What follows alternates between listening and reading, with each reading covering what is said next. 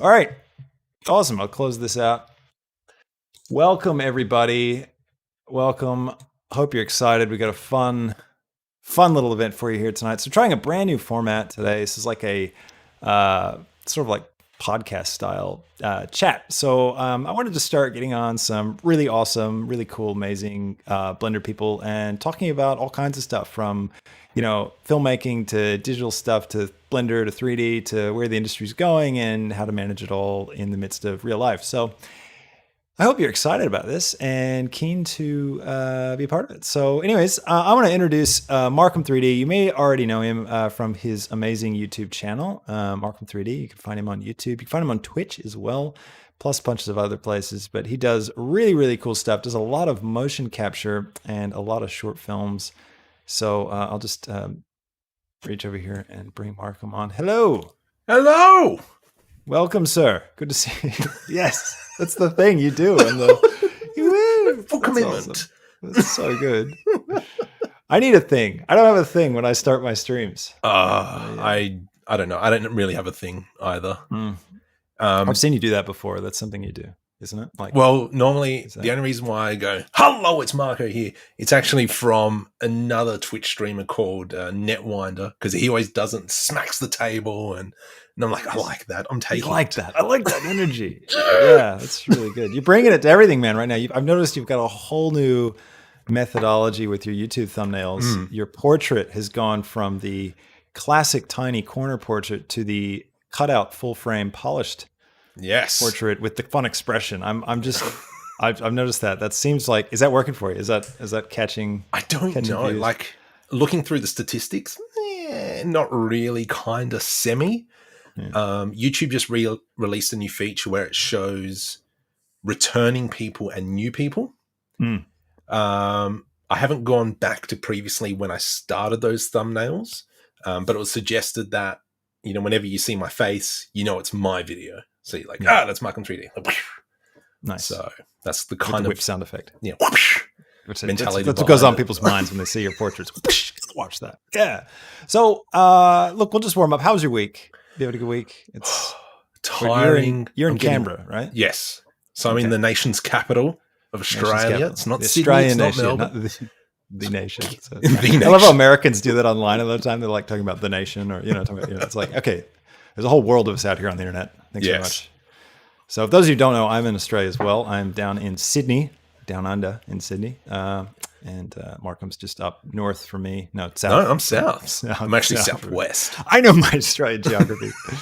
And that's what this show's going to be tonight. We're going to be talking about Australian geography. Well, it's been pretty good. It's been it's warming up for me. I do freelance contract stuff, and it was just dead for months. And then suddenly, I don't know what happens, but all the advertising agencies wake up, they flip a switch, and then there's tons of work. So things are getting a bit busy, but it's good. Still managed to stay afloat and having fun. I don't know how you do it. I don't know how you do it. Emerge is here. Hey, buddy. Hey, Emerge. Oh, good. You can see chat too. Great. Awesome. We can see you, chat, by the way. The only thing we can't see is we don't know how many people are here, which is probably a good thing for us. No. We can look at that later. Let's look at that statistic later. So what we're going to do tonight is we're just going to chat. We're going to chat about all kinds of stuff. We're going to geek out over Mocap. We're going to geek out over Blender as normal. And we're going to talk a bit about digital filmmaking and, all that fun stuff. So I wanted to kind of kick it off, Markom, by asking you to talk a bit about how you first started dabbling with motion capture and what your experience has been with it so far. So the reason why I started dabbling with motion capture is because I'm lazy. And I just want... I would have guessed that. No. I want to get results as quickly as possible. Like I've hand animated a few short films, but it all started with the Xbox 360 and the Xbox One Connect. So you really got in at the ground level for consumer level motion capture. Okay. And so I started off using an application called Breckle. And he's done some fantastic stuff with the 3D sensor. And so I was using that quite a bit. I ended up buying, I think, 3 Connects. And then I was lucky enough, I was able to get a second machine to plug in the 2 Connects. And as he evolved his application, I had to try and keep up. And like I was getting some really good results using the Kinects. But I needed to, what made me go further and into motion capture was because of Reillusion. They have Character Creator 3, they've got iClone 7. And for me to go from Breckle to Character Creator 3, there was a lot of manual work involved. And as we come back to that, I'm lazy and I kind of just want to get through it. So they had an add-on for the Perception Neuron. Now, Perception Neuron, I think is $1,500 US for the motion capture suit. Right. And luckily enough, YouTube was able to fund most of it. And then I threw in a little bit more. That's right. Watch the ads, everyone. My boss, my wife, can't complain because, hey, it's YouTube money. Oh, that's cool. My wife is my boss too. That's cool.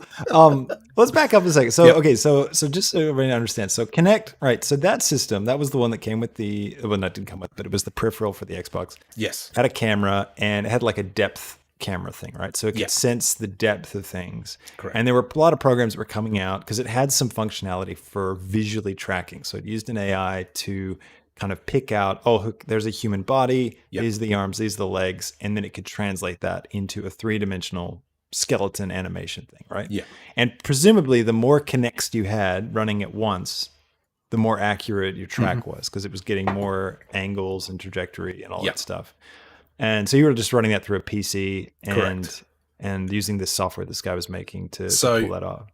Microsoft only allow one Kinect per device. Okay. And so I needed to try and get... Pardon? Because that makes sense. Yeah, I know. Yeah, absolutely. But so I got a secondary machine, and then it was kind of like I was in the beta test for Breckle 3. Okay. And so I gave a lot of feedback, and I actually did some documentation for him as well. I did some tutorials for him as well to try and gain his favor. It worked. But I did look at using a whole bunch of PlayStation 2 motion sensors. Okay, wait. So how would you? So is that with the VR or no? No. Motion sensors with PlayStation 2. This is for PlayStation 2. It was kind of like a little grey box with a lens on it. It was like tiny or something like that. But you needed 8 of them around the room. Wow. I think IPI Soft was running that. Okay. So you could have done that, but I was like, I'm not going to buy 8 sensors. I might as well just buy one depth sensor, and when I need it, just use it. PlayStation Eye, thank you very much. Only good, sir. Only good, sir. Nails it in chat, everybody. That's right. You too can contribute to the podcast tonight if you write in chat. So I was really kind of working it out. What would be the best thing? I saw the Perception Neuron on Kickstarter, and I was like, I could do so many things with that, but back then. Okay, so that started as a Kickstarter, and so the difference then, Perception Neuron, right, is not a camera-based system, right? So it's a motion sensor system. So you wear a suit, well, not really a suit, but you strap things to your body, right? Yep. And they've got like accelerometers so they can track like how fast they're moving, and they know where they are in 3D space. Is it like an approximation, or is it pretty exact? Like, it's do you know? Pretty good, but it goes off almost like magnetic as well. Okay. So I find that, if I come close to my microphone, the sensors get out of whack. Even I've got like a metal plate under this glass table. If I rest my hands on it to type or something, then I have to recalibrate every time. Yeah, right. So it's sensitive. It's really kind of... Yeah, it's pretty sensitive. Right. And when you're transporting the little sensors, they give you like a special box that you got to put all the sensors in. Yep. So it's a bit finicky. So did you notice a big jump, I guess, from like the visual tracking, like the camera tracking, to this suit-based thing? It was, the big thing is the workflow. The workflow changed dramatically because before it was Breckle, Character Creator 3, Character Creator 3 into Blender, Breckle into Blender, Auto Rig Pro to transfer the motion from Breckle onto the Character Creator 3 character. And then we're in. Whereas at the by moment, that time, you should have just animated it from the beginning with keyframes. Sorry. We're now with the Perception Neuron. It goes Perception Neuron, iClone 7, Blender, or Unreal Engine 4. Okay. And it goes directly in. Instant. Well, that's really good. And now have you tried the Rococo? No. What's your thoughts on that? You know about it though, right? You know. I think it would be awesome to just kind of like you put a jumpsuit on and it's all set up. It has because I've seen pictures of guys that like use the Rococo, right? And they do these like fan films where they get like the Star Wars assets out of like Battlefront 2 or whatever, and they put on their Rococo and they're like, you know, rolling around in their driveway, you know, running out in front of cars and like, you know, just fully into it. You know, believing that they're a stormtrooper for a moment, and the results look really good. But the durability, I think, is what really impressed me. I didn't get one because I saw the price tag, and I'm 6,000 US. Yes, I know, and that's like what? That's like 14, 15, 16,000, 150,000 Australian. 150,000. Right? No, Yeah, you're a little bit off. Depending on the day. I think it would have been about 8,000 Australian at the moment because the conversion rate to the US it's a big price to take on. But anyways, but you know about it, right? Yes. So what's your hot take, I guess, when you compare the two? Considering the fact like I haven't tried it, I think, like I said, the fact that you can kind of just get straight into the suit and it's there and it's already hugging you is nice. But the limitations is that now, because I'm a bit of a big boy now, you know, COVID wasn't nice and stress and so on and so forth. COVID wasn't nice to any of us. If I want to get somebody else to put it on, they have to be my size. Where with the perception neuron, adjust the straps, wham, bam, thank you, ma'am, you're in. Right. So it's a lot more flexible in terms of working with multiple people. That's really interesting. So... Well, it's fascinating. It's definitely something that everybody has thought about, I think, if you're doing any kind of especially animated film stuff, because it just takes forever, to do any kind of animated film. And I think what's impressed me most about what you've been doing is the turnaround time. Like, how long have you been like? Let's talk about like one of your early ones, like the Lynch King guy. That was good. You know, how long did it take you to make that? That was like maybe 2 or 3 nights. Yeah, okay, there's one thing we didn't talk about, and that was using the Rift for a motion capture suit. I completely forgot. Give us the Rift dump. What's the what was that program called? Glycan. So with the Rift, it'll track your head position and your hand position, and then it guesstimates your body. Okay, so they're using a piece of software that interprets. Okay, so that's called Glycan. Glycan. Yep. Nice. Okay, so how does that mix in? So you're using both the perception neuron? No. This was Xbox Connect. We skipped a sec, right? VR perception neuron. Okay, so cool. that was kind of like the intermediate. Was Glycan pretty good? Like, did it do the job, or was it? If I didn't have to move, perfect. That sounds like a great motion capture solution. Then, it saved you hours. It was fantastic. So then flash forward back to your perception neurons set up, and so you said 2 nights. Yeah. How many hours is a night for you? So it varies, but I mean, I would probably say in total, I probably would have spent maybe 3 hours on it. Yep. And I'm including writing as well in this. Nice. Why waste time with silly things like writing when you can just, So that's including writing, but it doesn't include render times. So, because I think I rendered it out in cycles, not Eevee. And that was because I wasn't very knowledgeable in Eevee. I was always kind of like, Eevee's not as good. But then when you start talking about 4 minutes a frame per render to 10 seconds a frame, it starts getting different. So facial motion capture, what is a good facial rig?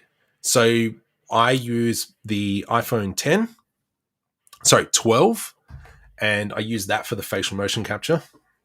Let's see if we can do it funky. So I'll bring it up quickly. So I don't know if you can see that. Fantastic YouTube compression going on here. But okay. Yeah. So that it tracks the face, and that directly. So what was that app that you were just using there? So that is part of Reillusion Suite. So it's kind of like Perception Neuron and the iPhone 12. Right. So Perception Neuron is manufactured by Reillusion. No, Perception Neuron is manufactured by Nodem. So it's a separate company, just like Roku. Right. Okay. So and then the iPhone 12, they've got their own app to do facial motion capture. And so you can do them at the same time. iClone, Blender. Got it. So iClone is just reading off of the facial motion capture you're getting out of this. Yeah. The app that's Reillusion's app. And then I've got my bodgy job. Oh, I love this thing. I think this is great. It's like Avatar, eat your heart out. It's so good. So this is a GoPro stand with kind of like a phone tripod on the end. Yeah. Bike helmet, $12 from Kmart. It was a bit expensive. And then a 1.5 kilo weight on the end, or 1.25, sorry. That's because I love it needs to balance out the phone. Yeah, right. See, it's not so wobbly. Oh, man. It's killer.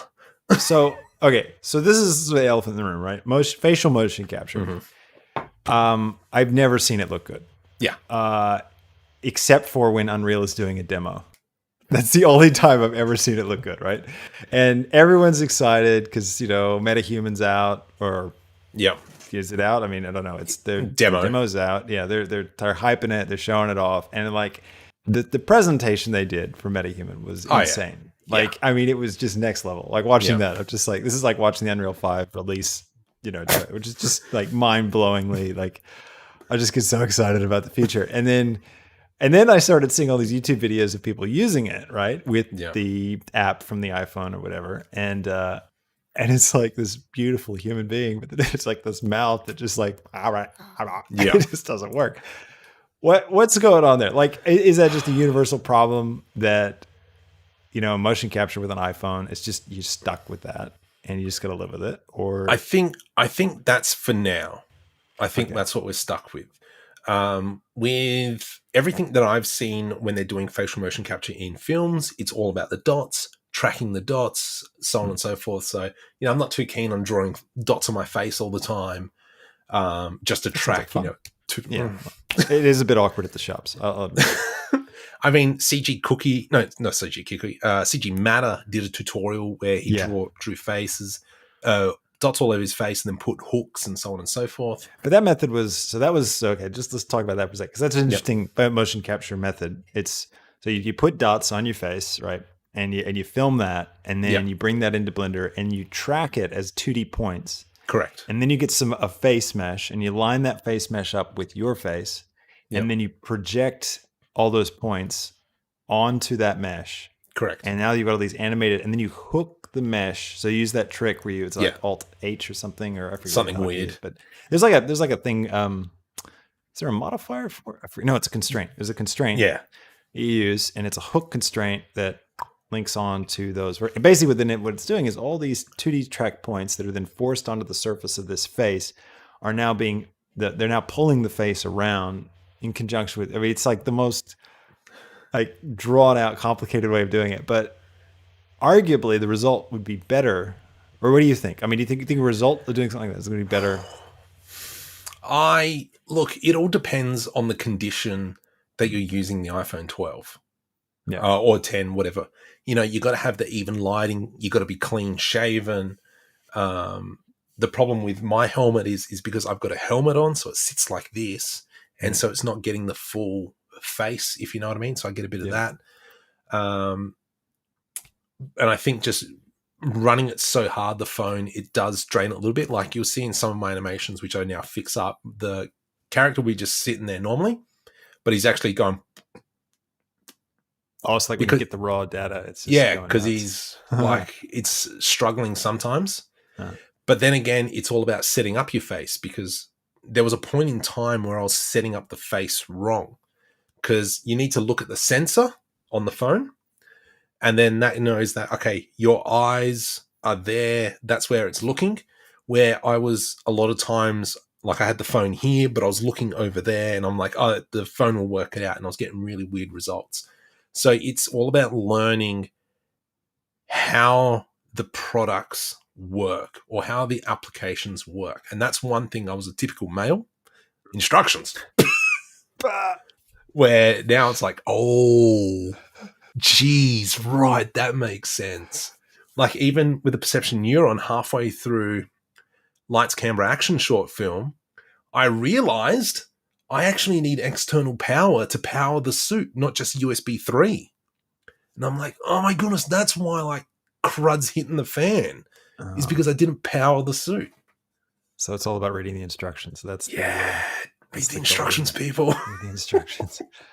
So okay, so you've had some time with it, like you've been Yep. using it, more than anyone I know at least, and you're clearly figuring things out a little bit. You're learning how kind of the ins and outs. What's your expectations for where things are at right now in terms of like using a phone to do motion capture for a face? Like, do you feel like you hit the ceiling with it, or is there more capability within that system that you could tap into if you just changed what you were doing?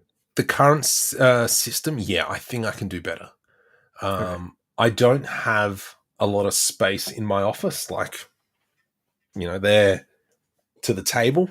Hmm. It'd be good if I had a lot more room. I actually cleaned up a lot of kind of like the magnetic fields and so on, and that would probably give me a little bit better of a track.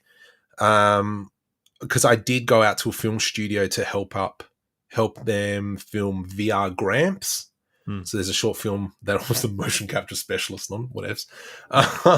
Hey, I tried to And make a short film where you were the motion capture specialist, so you're clearly that's your title now. You're living with that. and we were in, a studio with plenty of room, and the track was just so much better, so much crisper. Yeah. And it would have been better if I had that power pack. So I think it can get better. Yeah.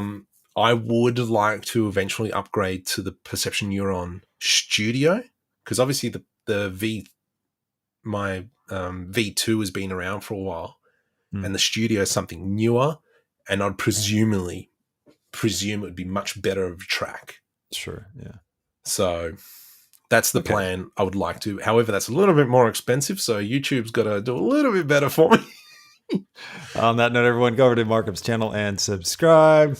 Yep, and also button. Dead Set Digital. There you go. That's my Dead second Set channel. Digital. Oh, you got 2 channels now. You're doing Yeah, that because thing. I'm putting all my short films on Dead Set Digital. Oh, nice. Because Markom3D is all about Blender. Yeah. Dead Set Digital is all about the videos, the funny short stuff. films. Yeah, cool. Oh, nice, man. Good work. Congratulations. It's exciting. I gotta go subscribe. Hang on. Let me just. So, all right, this is interesting. So it's because when I saw, the first time I saw this motion capture tech was the demo that Unreal they did a presentation on, and who was it? It was the did you see it? It was the animation with the baby. It was this baby, and he was kind of gangster, and he had this like old man voice, and it was done by was it Felix and Paul? I think was that the name of the studio. They do like incredible VR stuff. But anyways, they had this demo that they presented, and it was the first time they talked about the whole iPhone tracking thing, and like the subtlety in the animation was amazing. Like everything about it was great. And I just always kind of wondered if it was just the quality of the rig they had. They had this like really awesome rig, and it was just really great. But then when MetaHuman started coming out, and the rig there is going to be perfected for this naturally. And I guess the results that I was seeing online were a bit like, meh, I don't know. It's kind of just really raised that question of, okay, well, how far is the technology gap between the pros and the consumers, and how long do we have before they're like, on top of each other? So, and that's the thing. The important thing is you can't just pick up any motion capture software, and especially when I'm talking about facial motion capture, you can't grab any facial motion capture software and then plug it onto any rig. You need to have the data that is collected on the facial motion capture application directly related to the rig. Because at one point I was using a app called FaceCap on iPhone, and that is all controlled by shape keys. So we all know what shape keys are. You move the mesh from 1 to 0, and that's how it moves. But the app only had, I think, 32 shape keys that it would track, where the Character Creator 3, I think, had 52. Wow. So it was missing a lot of data, and that's why those tracks weren't the best. Okay. So it's really about finding that partnership between the best, like the rig that works with this thing, and Yeah.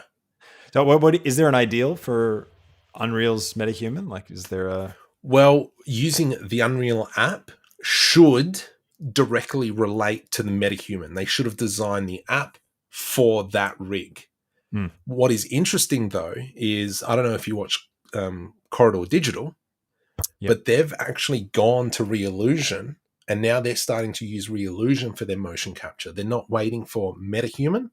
Mm-hmm. So in the past, I think 2 weeks or so, that's what they've been doing, is because obviously those guys have been in that space for such a long time. Yeah. That it works. Where with MetaHuman, I don't know. I want it to work. Yeah. But I think they don't have the experience for it to work. Right. And like, it's I Unreal. love Unreal Engine. Okay. You know, I'm not a programmer, but I've made several games already using Unreal Engine. I love it. But I don't think they're ready yet. Right. Okay. So you think there's an experience gap? Even with all that Fortnite money, it's just not enough. It's still experience. You need experience. Money will only get you so far.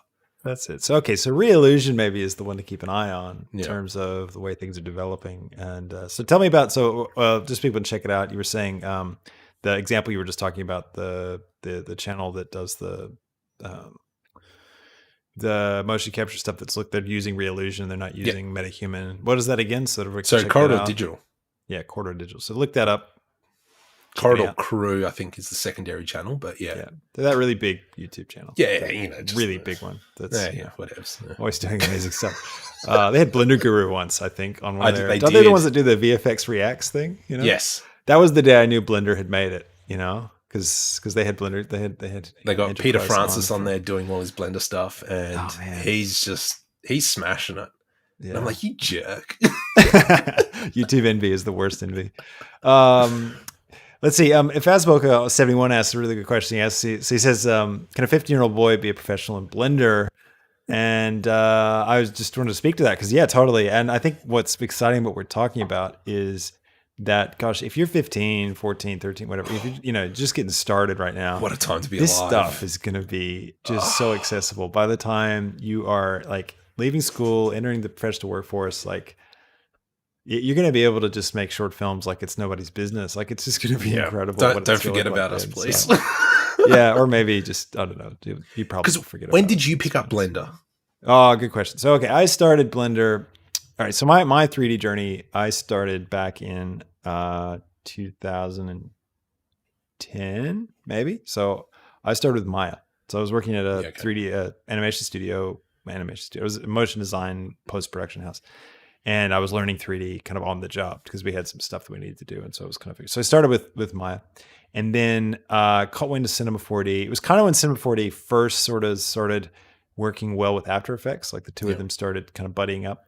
And so I jumped onto that and ditched Maya because I was just sick of things crashing every 5 minutes. And just like that, for me, learning Maya was like learning Unreal Engine. It feels like approaching something that is, like really old, and it's got all these kind of weird backwards systems that have been built on top of for years and years and years. So everyone who uses it in the ecosystem knows that you have to hit Alt K and close your eyes and then lean on your computer to the left in order to turn off ambient occlusion. But the rest of us, in trying to find a tutorial that tells you how to do something simple is just infuriating, because you're trying to dig through all this assumed knowledge that's just outrageous. It took me so long in Unreal to figure out how to do the material system, because I couldn't figure out how to make a color. I'm like, where's the color node? There's no color node. Who designed this program?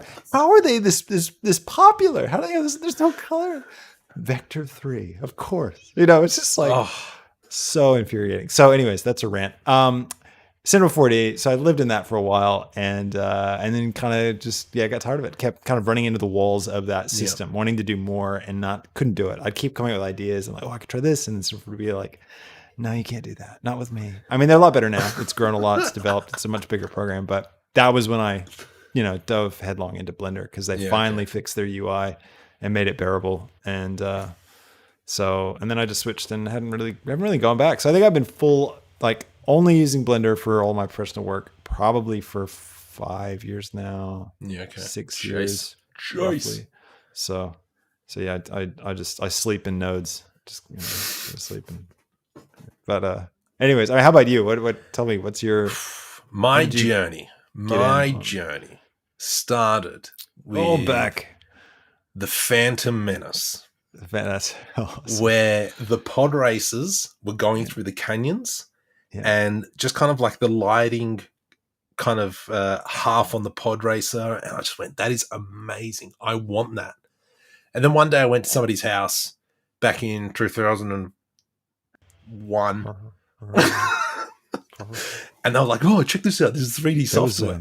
That was before Minecraft, wasn't it? It was well before Minecraft. And he showed me Blender and I went, oh my goodness, this is amazing. And then I started trying to learn Blender, and then I quit. And it was because I could not find the smooth button. Oh. And that was like, because I used to model cars and all that. And I just I'm like, stuff this, I'm out. And then I stopped. Out the window. It's not like we had YouTube then, really. I know. Like YouTube wasn't until what, 2000. When did we start YouTube? I started YouTube started, and I should have started with it. That's all I got to say. Well, we started because there was two of us. There was three of us. There was myself, my best friend, and then one of his friends that was a director. And so we started making short films the same time as Smosh did. Oh, I know, right? Like, that's how far back we're talking. Man, that's awesome. And there's like videos of, oh gosh, there's Buntaman, there's the Bosnian series.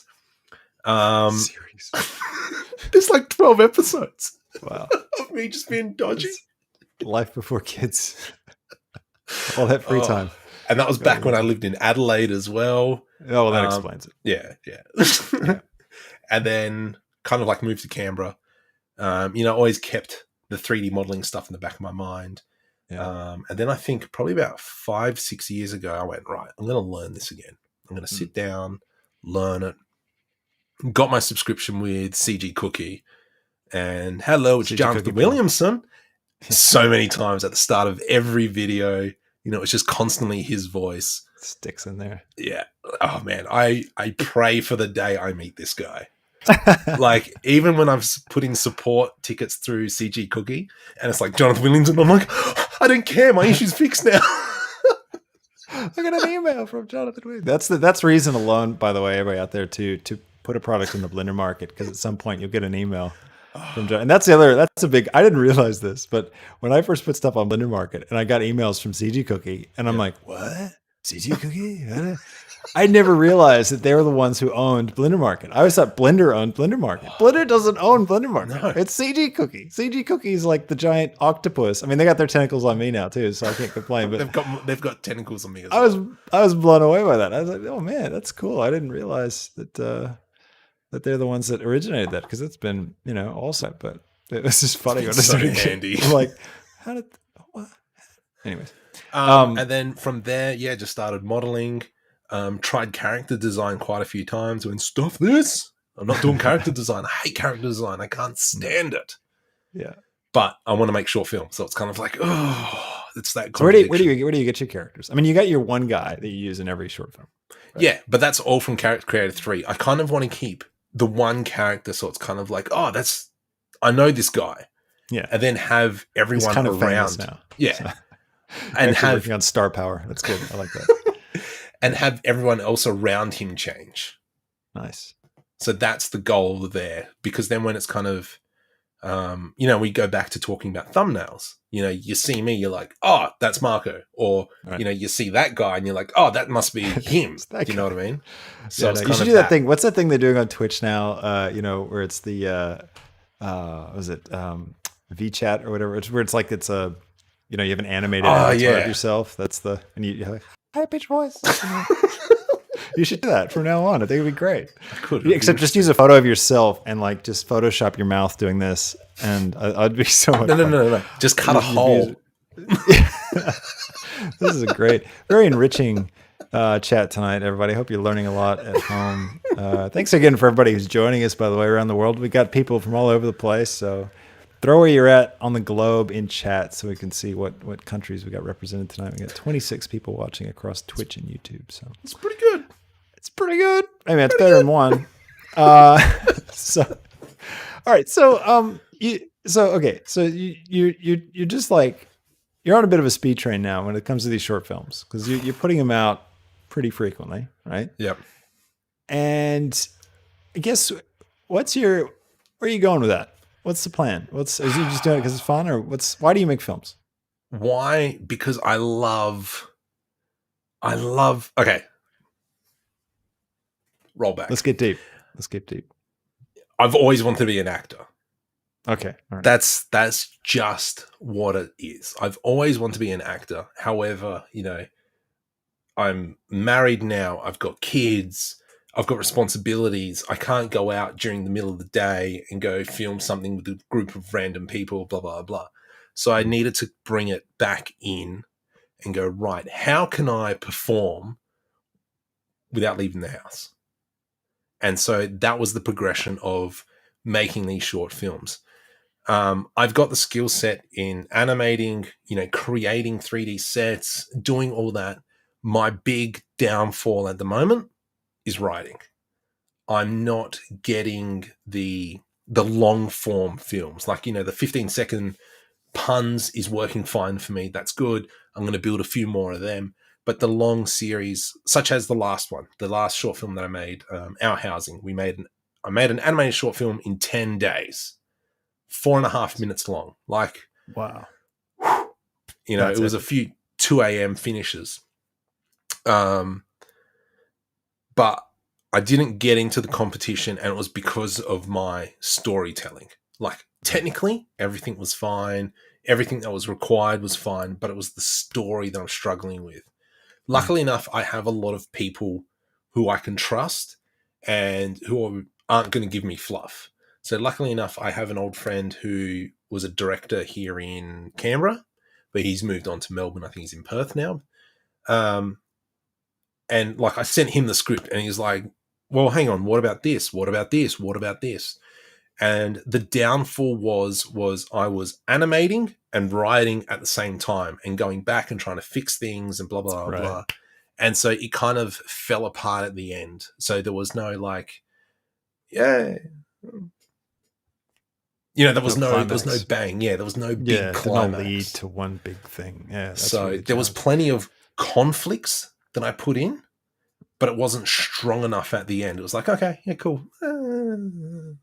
So, and that's where I struggle with at the moment. So, yeah, well, okay, I'll take this chance to plug. We've got some screenwriting tutorials coming to CBailey Film Tube. Oh, really? Soon, hopefully. Yeah, I've been secretly pitering away. I've been recording them and talking. So, okay, so if you're an unrequited actor, right? Yeah. And so you're using Blitter. So I'm an unrequited writer and director, and so I actually checked your website today. I was like, oh my goodness. Yeah, I'm like legit trying to do direct. I've been trying to be a director since I went to film school back in. What? Yeah, I know. I went to film school in Florida at Florida State University. I graduated in 2004. I was in the same class as I was in the class under the class with Barry Jenkins in it. So the guy who won Best Picture for Moonlight was in the class above me, and like I was working on his short films in film school. And Adela Romansky, the producer of that film, was in my class, and we had these like really tiny class sizes. There were like 30 students in a class, and so that was a weird day when they won. Wow. It was very surreal. But so I've been barking up the street for a long time. But anyways, I found that like for me, like hearing you talk about this, Blender for me has been a really great chance, and YouTube as well, a chance to start unlocking this stuff for me and to like go, what, I'm just going to make some stuff. I've done short films in the past, but it's really tough to find an audience. And I think what's so empowering about what's going on now online, and especially for sort of indie filmmakers like us, it's that we're able to finally make stuff and connect with an audience in a way that's never really been possible. And there's so much room for that to grow. Yeah. Like, it's incredible where things are going now. And so I like if there's anybody out there listening to this or watching this that, wants to be a filmmaker, wants to be a director, an actor, or, 3D animator, any of this stuff, it's like the opportunity is incredible. Like, it's amazing what's ahead. And I think what's really cool about it is it's completely being democratized. Like, it's not the barriers of entry are not at all with that. Because when I started, so when I was leaving film school, right, DSLRs hadn't been invented yet, right? So that sounds great. So we didn't have DSLRs yet. But My day. it was like go shoot on film or go home, and film was so expensive, and it's like you just couldn't do it. And it was this massive barrier to entry. Visual effects was like, so tough to pull off then, and we were all like tinkering in Lightwave 3D on like computers that could barely handle like 5 vertexes, and you just couldn't do visual effects. And it was just painful. But it quickly started getting accessible, and as that's continued to grow, it's like now, like I'm thinking like with MetaHuman, right? Yeah. Not for necessarily the tool that it is, but for what it represents. The fact that MetaHuman is this incredible example of where things are going. It's a free tool, right? Yep. You can create close to photoreal human characters. Mm-hmm. We don't know how great their character creator tool is yet. Is that a part of the demo? No, not yet. Yeah. So I've just given you the stock. There's like the 4 or 5, right? The 3 faces, and you can change their hair. I think that's about it. Mm. But that ability to have photoreal actors in a 3D software that you can motion capture with your face, like it's only going to get better from here. Yeah. Like, I think that's really, really exciting. So I mean, like for you, how do you feel? Like, do you feel like you're starting to satisfy that itch that you've got as an actor? Like you begin to explore it. What's it been like for your motivation? I think the fact that I've been able to open up and create shorts. I mean, look, it's not perfect. By no means are my animations perfect. But the way I'm looking at it at the moment is that Dead Set Digital has 290 subscribers. And it might be, I might get 100 or 200 views on that short film. I'm not going to spend 50 hours to make something that only 100, 200 people are going to see. Yeah, right. Okay. So that's my current mentality. My current mentality is make content, test, build. And, with the short film that I've just created, I learned a lot and I know what I need to do to move forward to make it better. So I've already started now planning a web series. Do you know about this? No. No. It's exciting. So I'm planning on making an animated web series. I'm looking at doing 8 3-minute episodes. Nice. So I'm really going, 2-footed slide tackle into this. I'm like, I love that attitude that you have. Yeah, that's really good. So you really need some learning tutorials, like yes. Okay, sorry, I'm taking my time with this. I'm not going to be in time. Sorry. I recorded the first one this week. That's really exciting. So you're going to do a full series and get it out there. You're going to launch it on the second channel. What's your second channel again? So Dead Set Digital. Dead Set Digital. So it's kind of like in Australia, obviously Dead Set means kind of like true. Dead Set. Dead Set. That's right. It's not really. So that's why it's actually True Digital. True Digital. Nice. Yeah. I like it. That's cool. It's your studio. True Digital Studio. No, it's just True Digital. True Digital. I removed the studio. Remember we had Markom3D Studios? Yeah, I remember that. Yeah, and then when we had the discussion, I spoke with you. Yeah. And then we ended up changing it. I ended up changing it from Dead Set, Markom3D Studios to Dead Set Digital, because I kind of wanted to make the differentiation between Markom3D and the short film channel. That this is not a blended channel. This is short films. Yeah. So that's cool, man. That's a good strategy. That's gonna be fun. So check that out. Maybe type it in chat so that I'll put it in the description as well. I closed the YouTube thing to make sure it's all working fine. I'll put it in the description so afterwards people can check it out along with your other channel and stuff. So where do you think? We got a few more minutes here. No, we can just keep going. It's fine. We got okay, cool. All right. We'll go until I start to collapse. All that note of collapsing. So you've got this. All right. So this is for everybody out there who wants to do this kind of stuff, right? You want to do YouTube, you want to do, Blender, you want to make films, and you're thinking, how do I do it? I don't have enough time. Well, let's hear how Markom does it, because you've got a full-time job, right? Correct. You've got 2 kids. Correct. Good family. Correct. So somehow you've managed to grow a YouTube channel. And I'm a gamer as well. And you're a gamer. All right. I'll just stop here, guys. It's just not possible. You're bending time. So what kind of high-tech gizmo do you have in the back here? So okay. So you're doing all this stuff, right? It's insane. Yeah. It's insane what you do. I can't believe it. How on earth do you pull it off? How do you? you don't sleep. You don't sleep. Oh, okay, great. There, you heard it first here, everyone. So pretty much, we'll talk about day job afterwards, but it's kind of come home, be with the kids, cook dinner, do all that jazz. And then the kids normally go to bed 7:30, 8 o'clock. If it's the weekend, it's 8:30. From there, I might do an hour of game time. Depends what it is. So at the moment, I'm playing Valheim. Valheim. Oh my god, so Valheim. good. Dude, we got to do some multiplayer Valheim. Oh my goodness, it is. We should so do a Twitch good. stream and do like a create a seed called like Blender or something. So I'm playing that, and then Rocket League as well. Yeah, you're into Rocket League. Oh man, I love Rocket League. It's just Never demos. touched it. My demo ratio is I think 4.8 per game, which means like I'm destroying other cars. 4.8. Oh, okay. So, Translate to that. Well, how does that translate to subscribers on YouTube? I only understand. I can only understand that. Sorry, that world. I don't get Rocket League. Valheim, I could talk about, but and then every second Wednesday, I play some D&D. So nice. Is that like a live stream thing you do with like with people, or I mean, not live, people but like, from are you work. zooming in with people, or is it some mates? And okay, so you're doing like real D&D. We're in the same room. No, sorry, we don't stream it. We just play just amongst ourselves on Discord. I think the purest way to do D&D is everyone in the same room with either some Pizza Hut or Domino's Pizza. Yeah, like you got to like kind of fully channel the Stranger Things like. Well, it was pretty good because our wives would normally make stuff for us, and we'll bring it. Sweet. Yeah, your little bag lunches. I brought my bag lunch.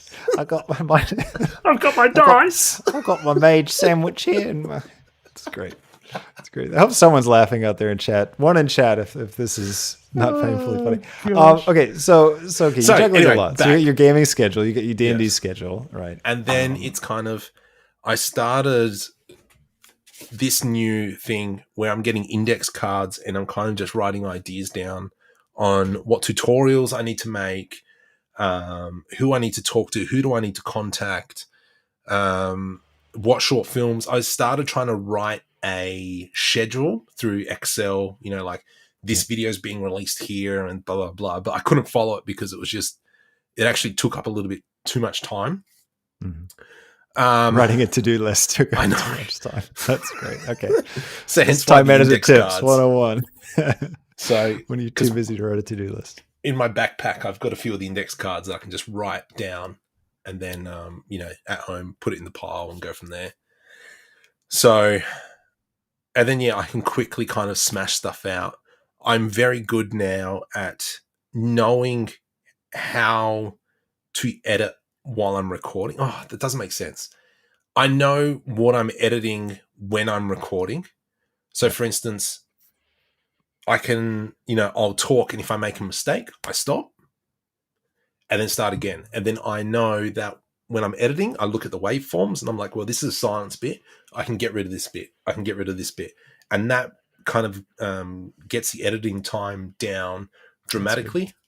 So that's how I go about. Obviously, with a live stream, you can't really do that.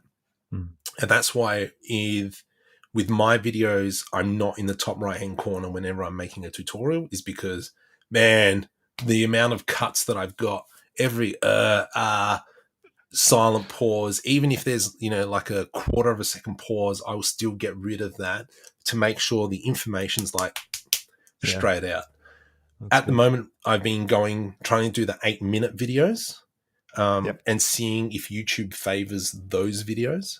Right. Okay. You're chasing the algorithm. Yep. Well, I mean, we have to though. Yeah. Like, you don't have to, but you will grow. That's, you don't want to grow. Yeah. Because I'm at 560 videos or something. Wow. That's an epic amount of work. How many subscribers are you at now too? You're at like 31,000. 31,000. Okay. Which is solid. Like, that's respectable. But when you look at someone like, Blender Guru, who's on 1.2 million, he's only got like 80 videos. Grant Abbott's, I know, 275, and he's got 750 videos. So my goal is to surpass Grant Abbott. I don't know why. Nice. I picked him and I went, I'm going to beat you. Coming for you. Yeah, it's but you got to remember, Blender Guru started back when like no one was doing Blender on YouTube. Like, he's got videos up there. Like, it was funny. I was on Vimeo the other day doing something, and he's got a stack of tutorials on Vimeo Oh, bunch of really? Blender Guru, Blender tutorials. They're like 10 years old each. Like Jeez. the guy's been doing this for so long. So I mean, there's a long tail to it. Like, you Yeah. know, if you're in it long enough, you're going to hit that 1 point whatever million. Yeah. But that's so okay. So you've got the point is, I think you've got a lot in your life. You've got a Yeah. lot of responsibilities. You've got a Yeah. full job. You've got all these things, and yet you've managed to chisel out time to have a successful YouTube channel, Yeah. and to now you're on Twitch and you're doing Yeah. that regularly as well, and that's going good. Like, so, and you're making all these short films, and more importantly, like you're kind of fulfilling this thing that you've got, Fantasy. you know, Yeah. fantasy. Well, I don't know. I wouldn't call it that. It's disrespectful. I think because I think we've all got them. Like, you know, it's less obvious when you're young, right? Because it's sort of just it's your ambition, and you've got this. I'm going to do this thing, but you kind of hit that point, you know, in your life, like where you just get the commitments stack up, which they're all great commitments. Like I don't want to say commitment like it's a bad thing. They're amazing. Like I think I'm more productive now that I have kids than when I was before. Not Correct. like in terms of I'm not outputting more. I've got way less time, but something about that makes you stop and think about your life and think about what you haven't done yet and what you want to be doing. And you realize how brief you're, like how much time you've got, and it's flying by. Like that's the thing that it just flies by.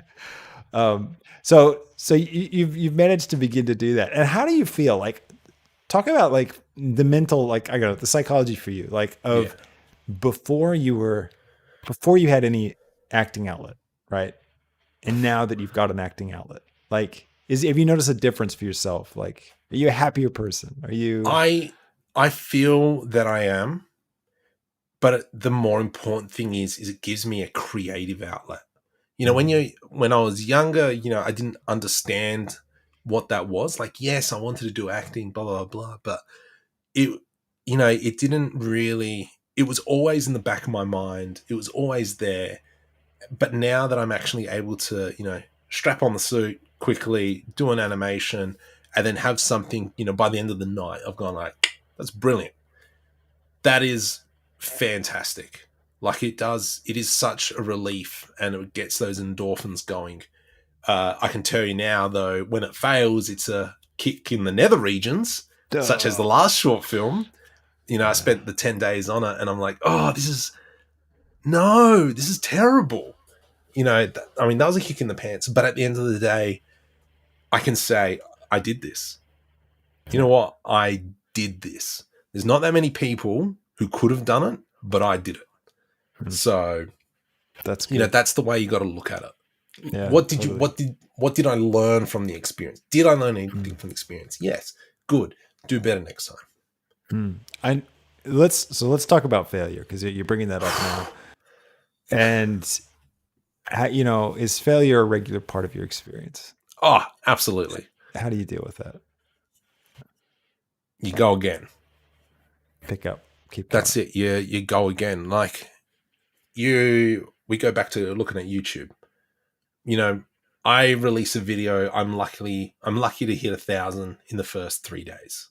You know what I mean? It's just kind of like slowly goes.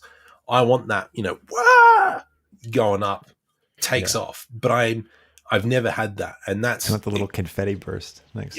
I've had oh my goodness, how good is that? You don't know, guys, YouTube, when you publish a video, if it does better than any of your other videos, they have this little confetti burst. And it triggers your brain, and it just turns this into a gerbil that just runs on the. I have to get the confetti. Anyways, sorry. So so you want to see the views skyrocket. I do, and you've never seen that, and you're like, and it's a kick in the pants every Monday, Wednesday, Friday. You know, it's kind of like, is this the day? No, it's not. Okay, what can we do better next time? So the problem is trying to get out of that. I'm grinding. I don't want to be grinding. I want to try and do better. Yeah. Yeah. So you got to smash out of that grind. It's important to talk about. I think that because failure is such a huge part. Sorry, what were you going to say? No, I completely agree. I think it's important to talk. I know. Let's go a little bit deep. It's important to talk about mental health. Yeah. Do you know what I mean? Especially as artists. Yeah.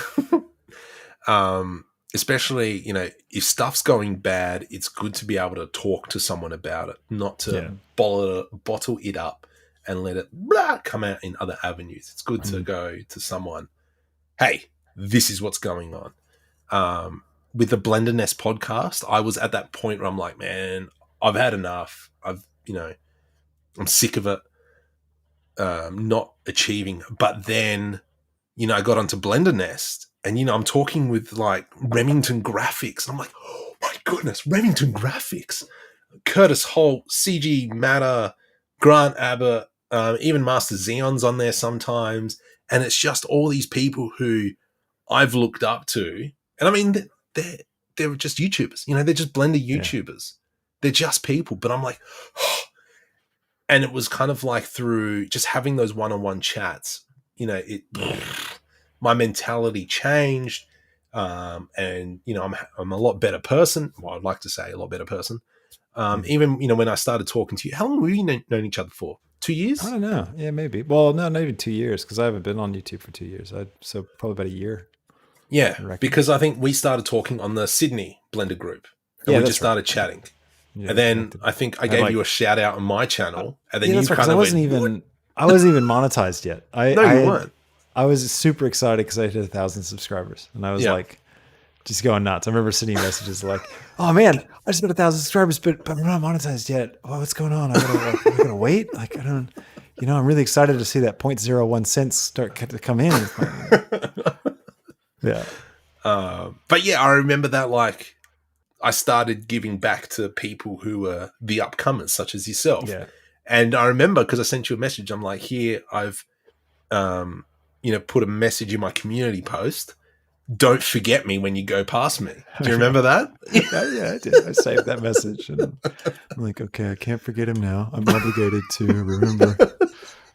No, I appreciated that, because it was encouraging for me, because like before nobody knew anything about my channel. I was doing it for I had about 6 months of solid videos with nothing, like very little engagement whatsoever. I mean, I had no idea what I was doing. Like, I had no idea how to promote what I was doing. And, it's, hot tip. If you start a YouTube channel and you're doing Blender, go post whatever YouTube video you put out, do a post on Blender Nation. Just go to Blender Nation.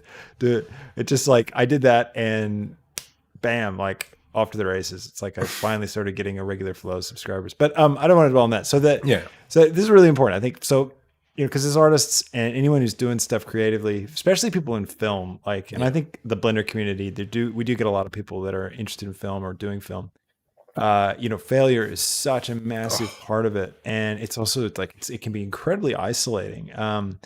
And I think it's just a good moment just to say, it's really important to find other people that are trying to do what you're doing and connect with them. So, find the Discord servers and connect to people, connect with the YouTube personalities you enjoy, and build relationships with the other people that enjoy those personalities. Cause there's just so much to that encouragement that you can get when you can post up and share something. Like on my Discord all the time, people are popping in and, they'll share an image that they've worked on. They're really proud of it. And, people jump on and like it and, talk about, oh, this is cool. Or give advice and feedback. It's just such a really genuine and personal experience. And it's just super important because it's so easy to want to give up. Like, I know for me, I have the ups and downs. I have to, especially with YouTube.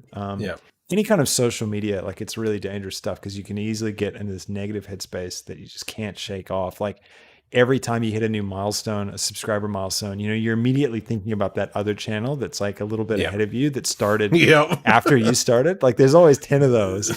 And it's like, how did they get that many views? And they've been doing this for 3 months. And and you think, but it's real, those thoughts, but it's tough to shake it. So how do you deal with the YouTube FOMO? Or sorry, I was interrupting you. So that's what I was going to say. Going back to me quitting in 2001, 2002. Yeah, I'm like, I could have been Blender Guru if I just hardened up. Being an 18-year-old, just hardening up and just plowing through it. Do you know what I mean? Yeah. Well, I could have been up there with Jonathan and. That's what regret. Mr. Lampel and Mr. Wes. So yeah, I mean, we can't dwell on that, because I was around too when YouTube was, I definitely, I even started my channel. Like, I don't know. It's ridiculous how old my channel is. Like in terms of like the actual, when I started it, I didn't actually start doing anything on it until a year and a half ago. But, yeah, okay. So for me, like it's like regret, I think the older you get, the more you start collecting regrets, especially if you haven't like achieved, like some massive goal. Like, so for me, I hadn't become a famous film director, and it was like all these regrets would kind of pile up, and you think back on it and you go, oh, I wish I could change that, or I wish I could change that. And it can get really, really unhealthy, like what you're talking about. Like it's easy to look back and go, oh yeah, YouTube, I should have, if I only had persisted, if I only been there and not given up. But Yeah. I think, the reality is we have to give up at times. Like you do burn out, you do hit the wall. There are moments where you're just like, I gotta throw in the towel. And how do you stay fresh? How do you try to stay fresh? Where's your burnout meter right now? Like, here's a personal question. So if it's 10, yeah, I'm probably 10 at is what? 72. 10 is what? 10 is burnt out. Burned out. Okay. Yeah, I'm at 72. And 72. So 100 is not burned out. No, zero's not burnt out. Zero's right. So you're way over. So you're past burnt out. Burst. So what's going on? I'm now kind of like overtired, giddiness. You're exhausted. You're just insane. You're just kind of doing like, But I mean, so I think that's the problem, is that I'm not stopping. And I think that's part of the YouTube culture if you stop, you suffer. Yeah. So, and that's why I'm kind of just really keep pushing. I mean, look, I'm not burnt out. I know what burnt out is. Yeah. I've had it, 2 or 3 times, but it's kind of like just go for a bike ride, get a good night's rest, and then get back into it pretty much. Yeah. That's the way I've overcome it every time. So exercise. Yeah. Has that been important for you? Clearly not, but No, I don't mean it like that. I mean, you mentioned that as a thing, and I think that's actually really key. Like on Saturday, after the film festival and the film wasn't screened, I was just like, I told my wife, I'm like, I'm going for a bike ride. And she knew that it's kind of like, yeah, you need to go for a bike ride. And off I went. I went for like half an hour doing dirt trails and so on and so forth. Came back and, I could instantly feel like that I was better. I knew that I was better. Just had that time, fresh air, dodging kangaroos. Because I'm in Canberra. Here. Well, I'm in Canberra. It's true. Well, it's Canberra, so you literally have to dodge kangaroos. Okay. Yeah. Sorry, not a joke. No, hashtag not a joke. I during winter, when I'll start riding again, I'll do some videos of riding past kangaroos, because they're all put this on your channel. I will. I'll do a short dodging kangaroos. Finally, you'll have your viral video, and you'll be like, "Oh, kangaroo videos. That's what I should have been doing all along. Why did I not do that?" So that's good, man. Exercise is important. I think it's a good note to point out, because it's it's huge. I know that it means a lot for me too. I go for runs. That's sort of the thing that I do. And if I don't have a run, after like 3 or 4 days, I start feeling epically depressed. And so I really got to push. I don't know. Depressed is, I don't want to throw that word around lightly. Yeah, it's a significant thing for people, but it is important. It's really you gotta stay on your exercise. It helps go the distance, and you're definitely going the distance. I mean, you're pushing stuff. Let me encourage you, because I think like something I was thinking about the other day, and maybe you tell me if you resonate with this idea at all, but I went away on the holidays of Christmas, and I sort of stopped the channel, wasn't doing anything, tried to kind of had videos scheduled. We were talking before Christmas, and I had a few scheduled, and then I missed a week or two, and then I just was like, whatever.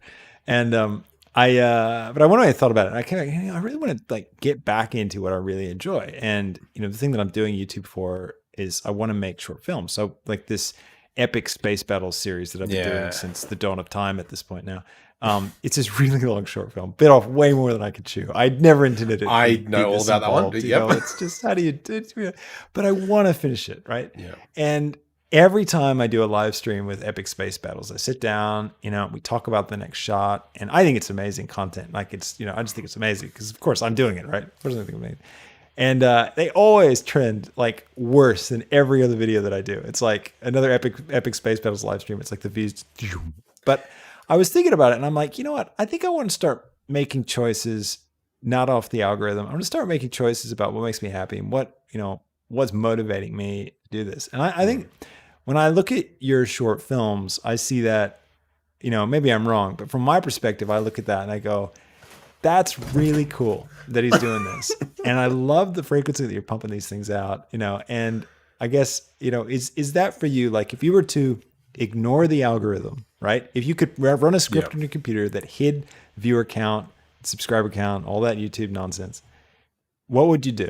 Yeah, those short films are definitely me, because I've got like a massive system. I've got a massive group of people at work that they know if they see me coming, they know a joke is coming. So even if they're in the coffee line and I eye them off, I'm like, bam, here's a new joke for you. These poor people. Just see them trying to get away. I can't, but I want my coffee. I can't leave the line. And here comes Markom. I remember walking, because I used to be in exec IT. So I used to be look to IT support for the executives, the big dogs that run the agency. And I remember it was 3 DepSecs, so kind of like minister, secretary, DepSecs. Yeah. And there was 3 of them in there. And I'm like, I got a joke for you guys. And they're all gone, oh no. And I'm like, what do you call a pig that knows karate?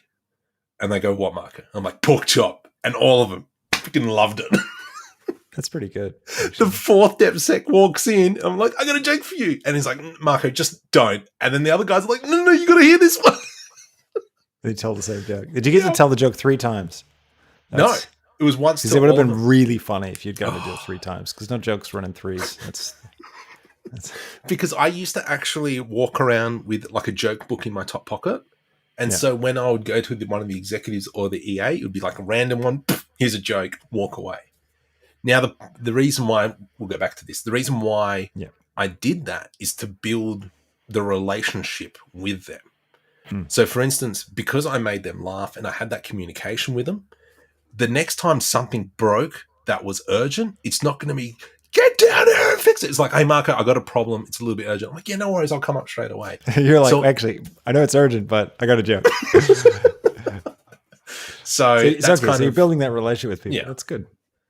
So it's definitely your mode of communication. It's the way you engage. And so, okay, so does that mean that if you had no metrics, no algorithms to look at, and you were just doing YouTube just for the sake of it, it would just be the short film? It would just be short films. Yeah. Nice. Well, I'd say do that. Get a little piece of tape, put it over the part of your computer where you can. Well, I pretty much only log into the secondary channel just to upload, schedule it, and then leave. Nice. Just walk away. I think it's a good thing. I think it's great what you're doing, and I hope you keep it up and don't lose steam. Keep up your bike riding and tear into it. What's next for you? What's next? What's the next for you for your channel for the short film? For Dead Set Digital, I would like to do this web series, but I think there's going to be a lot of short clips before that happens. So, for instance, at the moment, the big thing on YouTube is doing the shorts, the vertical clips. So I think I'm going to do a whole bunch of videos using that format, and then hopefully get that subscriber count up, and then come in with the web series behind it. With Markom3D, I don't know. I'm thinking going back to doing Unreal Engine stuff, especially now that Unreal Engine's starting to take off. I kind of want to make a game again. So I've made, I think, 3 games in total so far. So I made one for Modest Pelican, which is a gaming channel. I made a VR squat game. So you actually have to like squat, and you got to go as fast as you can to, hit the collision boxes, and then it's just exercise game. Sounds kind of terrible. Like, it is so bad. It hurts like anything, especially when you user testing. You're like, oh my leg. Yeah, shut up. Keep doing it. I can't remember. There's been some other games that I've done for my day job, but I think I really kind of want to go back to, because I think gaming is going to be it is the big thing. It's movies are kind of for Marco. Blender tutorials at the moment are kind of for business for Marco, and Unreal Engine is kind of something I want to get into and make another game. I think that needs to be done. Maybe a 2D platformer. I don't know. Something. The most important thing is micro goals. Yeah. So when I learned Unreal Engine, it's like, I want to know how to do, this is the game, but how do I do this? Okay. Yeah. How do I do this? Okay. How do I do this? Well, now I've got all this. Now I'm a lot I'm trying to work this out. Now I've got this whole distance. I'm, now only this far away. You know what I mean? And so that's how I've always looked at Unreal Engine, is just working out the small bit and then going on to the next bit. All right. That's and really then good. eventually So you have a game. Like small achievable goals that you can reach, and then you celebrate that, and it makes you feel good, gives you that boost. That's really good, because you can't underestimate, when you set off, speaking of someone who's set off to do, massive projects, and it's easy to stall halfway, never complete it, and then just feel discouraged about it, and then feel less likely to approach something again. I think you're right. It's really important to actually set goals that you can achieve. Low-hanging fruit, kind of go for that. I love that phrase, go for the low-hanging fruit. Yeah. And hit it. That's really good advice. And it makes sense too. So if you do a game like this on Unreal, you're going to stream it, you're going to put it on your channel. Is that going to be like a capture the process behind the scenes thing? I think it'll probably be all on Twitch. I'll do a lot of it on Twitch and just fluffing around. The problem is I'll be going back and watching tutorials. And then I will probably remake the tutorials to the bit that I need. Because if you look at a lot of my previous tutorials, they're really short.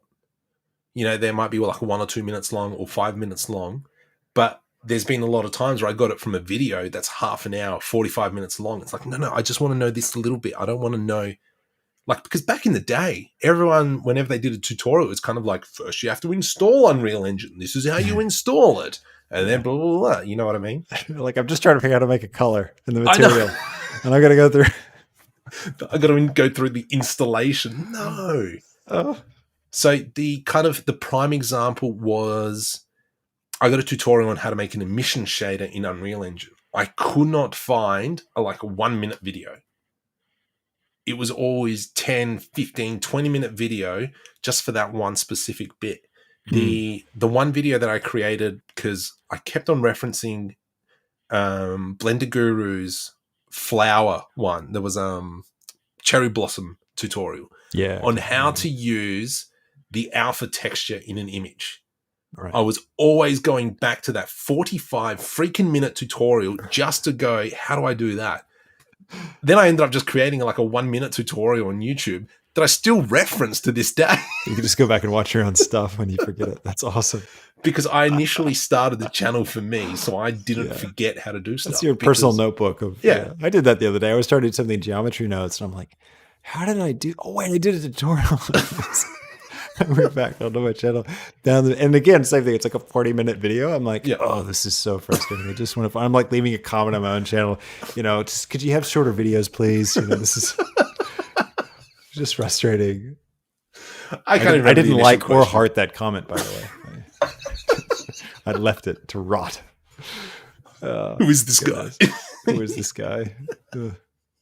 Man. Well, look, man, this has been a lot of fun. I've had a blast having a chat. We'll have to do this again sometime. We should do a collab project someday. Maybe I'll get some of these screenwriting tutorials up. I can't wait. Hurry up. And then you can watch those and we can get your watch time up. Yes, just run. Yeah, I'm gonna try it. Hopefully these little chats don't all just become YouTube backroom banter. It's such a sick world. I don't really want to expose people to it. By the time everybody that's watching this is doing their own thing, there'll be a new platform. But anyways, this is an important question we got to end on. Yeah, Eevee or Cycles?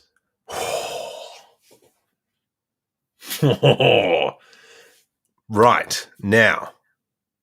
Right. So, I don't do a lot of still images. Okay. And so I wish I had my 3080, but we're in Australia and nothing ever comes to Australia. So my pre-order for a 3080, who knows when that's going to come. Wait, what's a 30? Oh, the RTX. Graphics card, Graphics card. For now, I am It'll come when your PlayStation 5 arrives. Sorry. I'm forced to use Eevee. Forced. Strong language. to render an animation in cycles, when I've got like a 4-minute render per frame compared to a 10-second per frame, that's a massive difference. I even started going through to Unreal Engine and animating in rendering out in Unreal Engine because of the fact it's 0.25 of a second per frame. Yeah. And I can set up 3 different camera angles, everything's recorded, and then I can just switch between cameras. And so I've got that the 3-point the wide shot, and then each shot there, so I can capture everything at the same time. J cuts or the L cuts and all that jazz. Look at me. I learned all that throwing around terms here. I learned all that from Film Riot. So yeah, good. Yeah, Film Riot. Don't go to film school. But I would say I've really started focusing on learning Eevee purely for render times. So okay, but it sounds like if you had your pick, Cycles would be. Oh, absolutely, hands down, Cycles. Okay, so you're a Cycles man. Yeah, but you live with Eevee because you have to, because of Australia, because of shipping, because of the RTX issue. Okay, all right. So how? I mean, do you really think your frame time is going to drop that much when you get that 3080? I don't know. Hopefully. I see. Well, I'm going to have to say, I'm an Eevee man at this point. Yeah. I'm fully converted. I love it. I think it's great. I wouldn't risk my life for it or anything. I enjoy fast render. So I just respond to Daddy using render farms such as Sheepit. So with Sheepit, it's got a limit of 1 gig. And the problem is when I'm creating animations, I've got blend files linked to blend files. And so that causes problems because you can't just upload one blend file. You've got to actually import everything into one blend file. And the problem with there is then if I go out to a render farm, not only do I have to have all external data in the main blend file, but in every other blend file, I need to have all external data in there as well. So, you start rendering a scene and all of a sudden it's pink and you're like, no, you know what I mean? So I'll just use my baby. In smaller cases. Yeah. In smaller file cases, it works, but a bunch of link stuff. But it's worth it. We'll just give it a few more minutes. Anybody in chat, if you've got any questions you want to throw at us, we'll give you a second to do that. What are your plans other than the scriptwriting course? I want to hear it. If you watch closely, in the background of all my videos are my whiteboards, and all my plans end up on there. And I was like doing a video, editing it. I'm going, oh, did I leave that up there? I didn't want people to know about that. I haven't. My plans. I've got crazy plans. I don't know how many of those crazy plans will be real plans. I've been working on take over the world. Bro. Yeah, so I've been doing these screenwriting tutorials. I've been kind of thinking through the process, and I want to actually. My master plan is. I'm just going to give it away right here. My master plan is I want to do a beginning to end tutorial on. So episode by episode, how to make a movie, short, long, whatever, from script to final release, and just go through the whole thing. So animated or live action? Live action, yeah, live action. Well, both really. I mean, it's the same, in terms of like the planning and the thinking about, and the story is the same. So but I really want to do both. Because that's my background. That's where I come to with Blender and stuff. I actually did it once. I actually produced a movie back in 2007, 6, I think. Yeah. And shot it all in San Francisco, and we even raised a bit of money for it. Oh, wow. And we had some cool people act in it, and it was nuts. And I was one of the producers on it. It was me and this other guy. We produced it together. When I say together, I mean he did all the work, and I kind of cried the whole way. But in the corner. Yeah, and I kind of, after that, I always thought, all right, you know what, I should do this again, but I've never had the guts to do it. So YouTube's a great excuse. So anyway, so that's my plan. I've been doing these screenwriting tutorials. I'm hoping to start putting those in the channel, and I'm hoping they work. I don't know if anyone's going to watch them. I feel like, I guess you go through this with every video. You kind of think, I try this new thing out, and it's going to bomb, and no one's going to watch it, and everyone's just going to down like it, but I gotta try. I gotta put it out there. So that's my next I plan. will give you a thumbs up. Thanks, man. Awesome. Will you like and subscribe? Will you leave a comment? Will you share it on social media? Oh, Markom, it's been an absolute pleasure. Thank you. Thank you very much, man. Really nice to hang out with you tonight and have a good chat. And I wish you all the best with your projects and your short films. We can't wait to see what you do next. And if you haven't already, everybody, go over to Markom's channel and give him a subscription, give him a subscribe, give him a follow on Twitch. What else do they do on Twitch? You follow? Do they throw bits at you? Can people throw bits at you? Or people can throw bits at me if they want. Do people like what do they do on Twitch? I don't know. That yeah, bits and follows. Follow. Anyways, thank you. Have a fantastic rest of your evening, and thanks everybody for watching and joining us tonight for the. See you later, Emerger. Always a pleasure to have you, buddy. Yeah, see you, Emerger. It's nice having you in chat. Thanks everybody in chat. Thanks for all the questions and things people are throwing in there. Really nice to see everyone engaged and interacting. And yeah, thank you for joining us. We hope you enjoyed this. Let us know in the comments as usual if this is your jam. If you enjoyed this, we'll try and have more things like this. Hopefully I've got a few more interviews lined up. Be fun to do more of these. And until then, we will catch you in the next tutorials. Adios. Bye. Adios, muchachos. Adios, muchachos.